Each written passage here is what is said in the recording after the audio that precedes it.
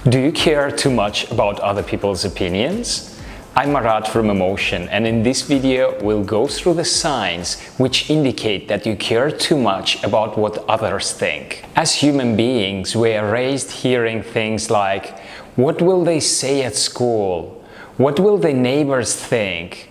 They will laugh at you if you do this, etc. We are constantly being programmed to what is considered normal by the society.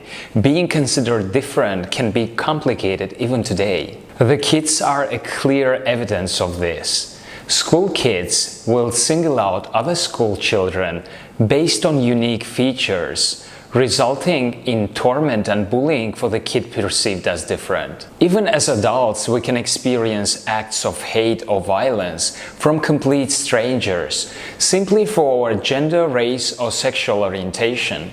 Starting from an early age, we are constantly being programmed to fit in as a survival mechanism, which later translates into reasons why we care so much about what others think about us. An excessive worrying about other people's opinions is unhealthy. It also leads to constantly adjusting our actions, which can have a huge negative effect on our lives. Here are the key signs that you care too much about what others might think. You are constantly evaluating yourself through other people's eyes. Have you been busy trying to think and find out what other people think about you? If the answer is yes, then this is a clear sign that you are quite stuck on what other people think of you. You are crushed by negative feedback. Even though you seek it out and you intellectually know that feedback helps you grow, you still take the feedback and the comments personally as a proof you are not good enough. You only feel accomplished when someone praises you. You want to say the right thing at the right time.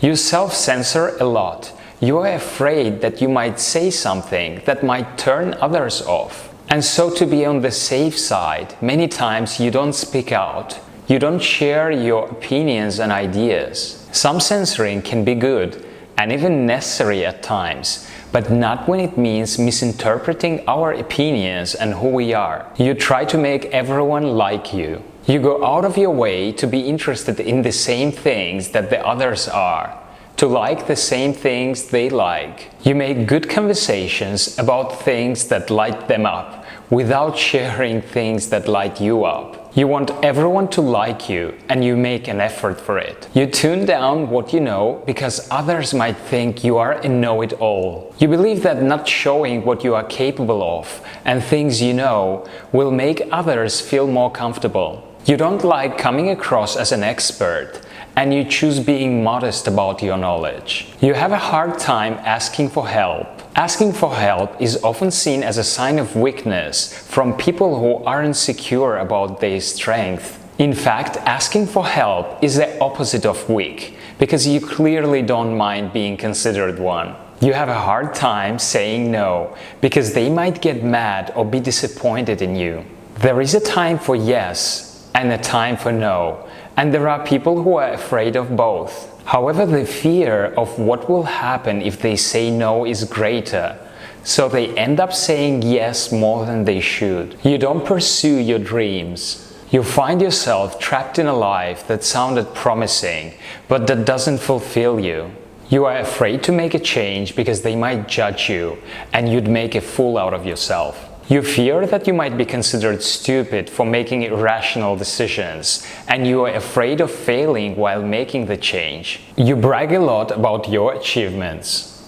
Tending to exaggerate your accomplishments is an explicit sign of being fearful of what others might think of you. When you want to talk a lot about yourself and you want everyone to listen to you, that is hardly a good virtue.